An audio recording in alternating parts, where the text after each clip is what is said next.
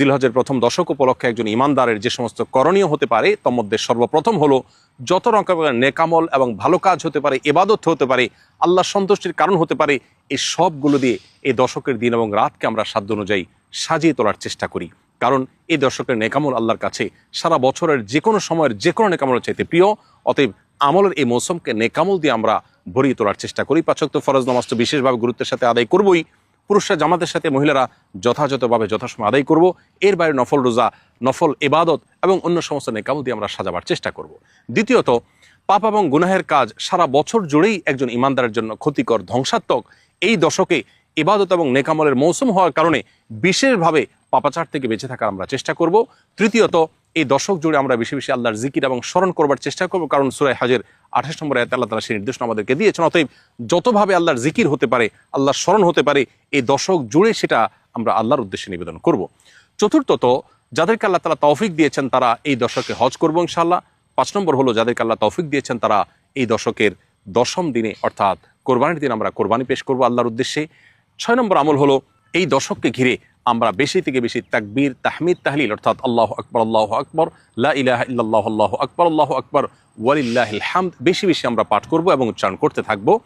সাহাবীদের মধ্যে কোন কোন সাহাবী এই দশক উপলক্ষে বাজারে যেতেন শুধুই তাকবীর পাঠের উদ্দেশ্যে।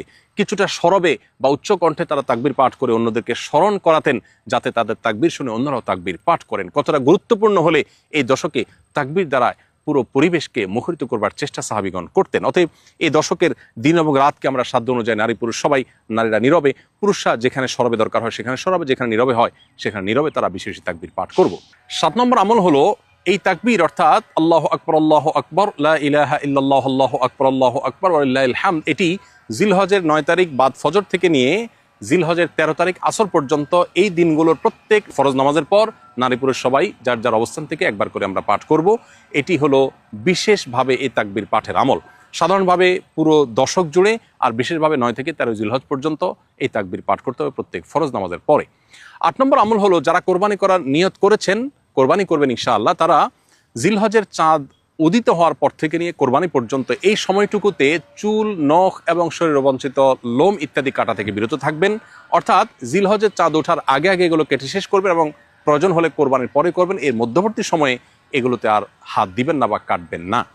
9 নম্বর আমল হলো জিলহজের 9 তারিখে রোজা রাখা। পৃথিবীর বিভিন্ন প্রান্তে ছড়িয়ে ছিটিয়ে থাকা যে সমস্ত মুসলমানগণ আরাফায় যেতে পারেননি বা হজ করতে পারেননি, তারা জিলহজের 9 তারিখে যদি রোজা রাখেন, নবী করিম সাল্লাল্লাহু আলাইহি সাল্লামের ভাষ্য অনুপাতে 1 বছর পূর্বের এবং 1 বছর অগ্রিম অর্থাৎ পরবর্তী 1 বছর যদি আল্লাহ তাকে বাঁচিয়ে রাখেন, তাহলে সেই বছরের গুনাহ অর্থাৎ সগীরা গুনাহগুলো আল্লাহ তাআলা মাফ করে দিবেন। এজন্য জিলহজের 9 তারিখে বিশেষভাবে নফল রোজা রাখা, এবং অনেক ওলামা ইকরাম বলেছেন জিলহজের 1 থেকে 9 তারিখ পর্যন্ত, যেহেতু আমলের দশক অতএব এই 9 দিনই রোজা রাখাটা বিশেষভাবে নির্দেশিত যদি তৌফিক হয়।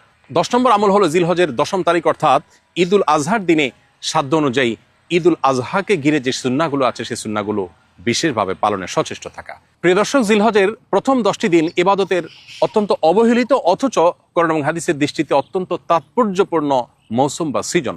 আসুন প্রত্যেকে যার যার জায়গা থেকে এই দশকের তাৎপর্য, গুরুত্ব এবং মাহাত্ম্য সম্পর্কে মানুষের মধ্যে সচেতনতা সৃষ্টি করি, মানুষের মধ্যে জানাশোনাটা বাড়ানোর চেষ্টা করি এবং সেই সাথে এই দশকের করণীয়গুলো নিজেরা আমল করি, অন্যদেরকে আমল করতে উদ্বুদ্ধ করি। আল্লাহ রাব্বুল আলামিন আমাদের সবাইকে জিলহজের এই দশকের গুরুত্ব অনুধাবন করা, অন্যদের মধ্যে সচেতনতা সৃষ্টি করা এবং আমল দিয়ে এই দশককে অর্থবহ করে তোলার তৌফিক দান করুন।